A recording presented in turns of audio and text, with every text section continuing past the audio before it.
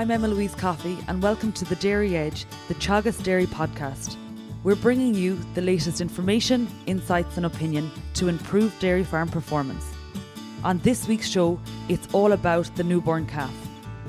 Joining us this week is Emer Kennedy, calf expert and research officer from Teagasc Moor Park, and she's got some helpful advice on colostrum and hygiene management, starting with the 1-2-3 of colostrum care.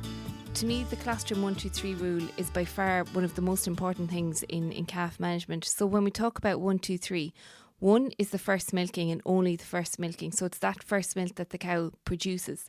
The reason we focus on the first milking is because it is the only milking that has enough antibodies to give to the calf for its first feed. By the time you get to the second milking, the amount of antibodies in the colostrum has halved and it's just not good enough to feed to the calf for the first feed. 2 then is within 2 hours of birth. So by getting it within 2 hours of birth, the absorption of the antibodies is at its highest. By the time you get to 6 hours, that absorption ability of the calf has halved, and at 24 hours, the calf can't actually absorb any more antibodies. So that's why we're focusing on 2 hours. And then 3 is 3 litres. So we want to feed 3 litres of milk. So, or colostrum. So that's basically 8.5% of their birth body weight. So for an average size calf that's born, so about 35 kilos, that's your 3 litres. If you have, for example, purebred jerseys or big Holstein Friesians, you can adjust it then for yourself based on weight once you calculate it at 8.5% of their birth body weight. And in terms then of colostrum, the colostrum isn't always available in terms of the mother of the calf. What can we do, as an alternative to the mother's colostrum? So as an alternative to the mother's colostrum, well, obviously the gold standard is that when the cow calves, you milk that cow and you feed that calf its own mother's colostrum. However, I guess we have to acknowledge that that's not always possible, particularly in larger calving herds where labour is an issue. So one thing that you can do is identify your healthy cows, for example those that are free of iones, and milk those cows at the next milking. But again, one of the biggest things is checking the quality of the colostrum, and that's using, we say, a Brix refractometer to do that. So it only takes a few seconds and you're looking for everything that's over 22%. So once you're sure that you have high enough quality, because even to go back to the 1-2-3 rule, that you say you can control how much you feed the calf, you can control when you feed the calf. The one unknown there is the quality. So if you're testing it, at least you have that covered. So in terms of storing it, once we're sure that the quality is high enough, then we can put it into milk cartons, for example. But you need to put it into the fridge straight away within the first 3 hours or so after collecting the colostrum. And once you put it into the fridge, label it with the cow, no pooling, individual cow samples, label it and then put the date and the time. And then that'll last perfectly for 2 days. So for example, what we do is every 2 days we go through the colostrum that's in the fridge and take out whatever is 2 days old, and you just discard it, you just throw it out at that stage. And like that, if the colostrum isn't above the 22% in the Brix refractometer, then you can use it for second feeds or that, just don't use it for the first feeding. And you mentioned getting the colostrum into the fridge in the first 3 hours. A lot of farmers now would store it in buckets in the calf shed. How important is it to get it into the fridge and why? So one of the biggest problems is that you have growth of bacteria when the colostrum, we'll say, is warm or at room temperature. And although you can test the quality of the colostrum and it looks like it's high enough quality, and in actual fact the antibodies are proteins and the bacteria is going to bind to those proteins. So when the calf tries to absorb the antibodies from the colostrum, it's not actually able. So although it looks like it's high quality, all that bacteria is preventing the absorption of the antibodies. So you're not doing essentially as good a job as you think. And in terms then of, we've discussed the fridge, but if we want to freeze our colostrum, what are your recommendations for freezing? The exact same thing. You test the quality, you make sure it's high enough quality, and you put it into the freezer straight away, and it will last for at least a year. In the freezer. So it's actually really good practice that, when you reach peak calving and you have more colostrum than you actually need, that you would put some into the freezer. Now you have 2 options when you put it into the freezer. You can use milk cartons, or you can use freezer bags. The best is probably to use we'll say freezer bags, because with a Ziploc, because you have a greater surface area. So then when it comes to defrosting that colostrum, it's a lot faster. The one word of warning there is that when you're putting the bags in in and out of the freezer, the corners can rip and tear. So when you're defrosting it, don't put it into the bag straight into the warm water. Maybe put it into a bucket and put that bucket into warm water. The problem with using the cartons is that they're so thick in the middle, it takes an awfully long time for them to defrost, and you're less inclined to wait around and feed the calf. So the bags kind of work better. And just one last thing then, in terms of defrosting, people use different methods. What would you recommend as the best? The best method is just putting it into warm body temperature water. Some people use things like the microwave or putting into boiling water. Like if you take the microwave, you've probably put your dinner into the microwave and gotten hot spots in it, that parts of it are really hot and parts are really cold. So it's the same thing. Like as we said, the antibodies are proteins. They're going to be denatured or killed at 60 degrees.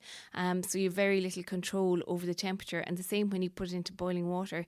Even the water that comes from the calf shed, the boiler in the calf shed, could be over 80 degrees, and that's just going to kill the antibodies. So you have to be very careful in how you defrost it, and just put it into body temperature water to do that. Is there anything we can do between now and calving to ensure the quality of the colostrum is high in our cows? And I suppose, will you just run through what are the factors affecting colostrum quality? So, I guess having your cows in the correct condition score, making sure that that they're well fed, that the nutrition is good at the cows, that's going to determine the colostrum quality, ensure that it's as good as it potentially can be when the calves are born. I guess some of the factors to consider in terms of the quality when the cow has calved, the first one is parity. Sometimes farmers think that colostrum quality from heifers is a lot poorer than mature cows, but in all the studies that we've done, we haven't really found that. Again, you're not going to actually know unless you test the quality of the colostrum. To me, one of the biggest things that affects the quality of the colostrum is the time between calving and milking or collection of colostrum. So it's going to be at its highest straight after calving, but the further you go from calving, the poorer the quality, because the cow is essentially producing more milk and just diluting down those antibodies. So, for example, for any farmers who are considering once a day milking this spring, while it's a brilliant labour saving tool, it's just the colostrum quality that you potentially need to watch, because once you go 9 hours after calving, so between calving and collecting that colostrum, the quality tends to reduce.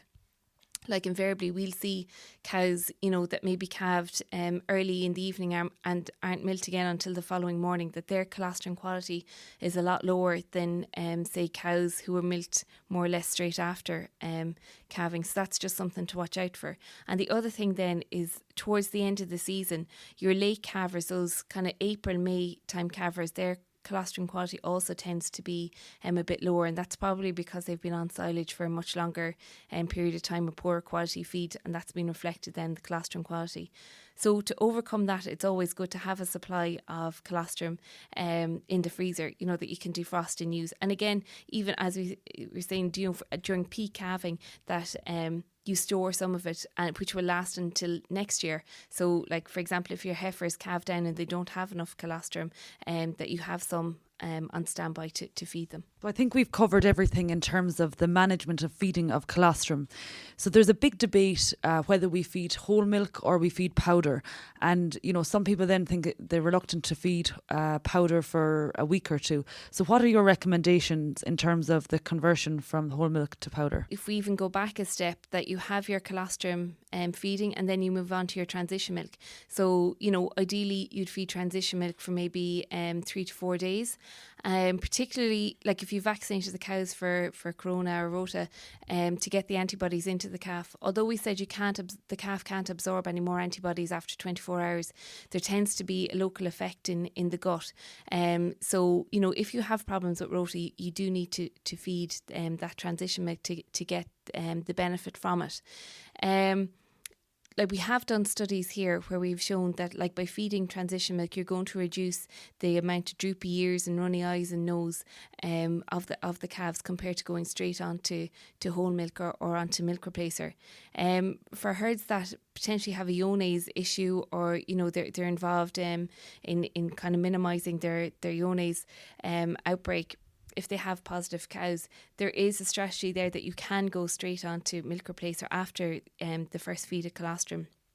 However, your colostrum management needs to be absolutely 100%. You need to follow that colostrum 1 to 3 rule to the letter, and then you can go straight onto it. But as I said, you are going to receive the benefits of feeding transition milk, so if at all possible you should feed it, and once you've fed that for 3 to 4 days, there's no problem then going on to either whole milk or onto milk replacer.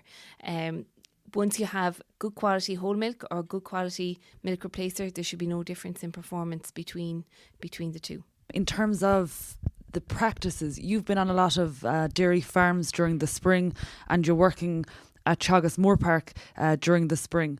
What are you seeing that is good practice and leads to good calf health? To me, like from what we've seen and from my own experience, colostrum management and hygiene are by far the two most important factors when it comes to calf management. Like, for example, we were out in farms last spring doing some survey work, and one of the measurements we took was taking just swabs for bacteria counts on some feeding equipment, and by far the dirtiest piece of equipment were the stomach tube and the bottle and teat. So the very first things that the newborn baby calf comes into contact with were the dirtiest, and again we've shown time and time again that farmers who have good colostrum management practices and really good hygiene, that they have reduced level of mortality in their calves, reduce sickness in the calves. Those calves then go on to calve at a younger age, and also that's probably because they have a higher weight gain because they've had less the problems during the rearing period. Finally, just to get your top 3 tips on how to manage calves in the first few days of life. So definitely colostrum management is the number one. So that 1, 2, 3 rule again. Hygiene, keeping everything clean, and I guess the next thing, it's related to the hygiene, but having a good clean bed of straw that both the calf is born into and also that the calf can nestle into when it's young. Emer Kennedy, thanks for all your advice around managing the newborn calf. Thank you. That's it for this week's episode of The Dairy Edge. My thanks to Emer Kennedy for joining me on the show. Don't forget to subscribe on iTunes, and for more information go to the Teagasc website at teagasc.ie. I'm Emma-Louise Coffey, and join me next time for your Dairy Edge.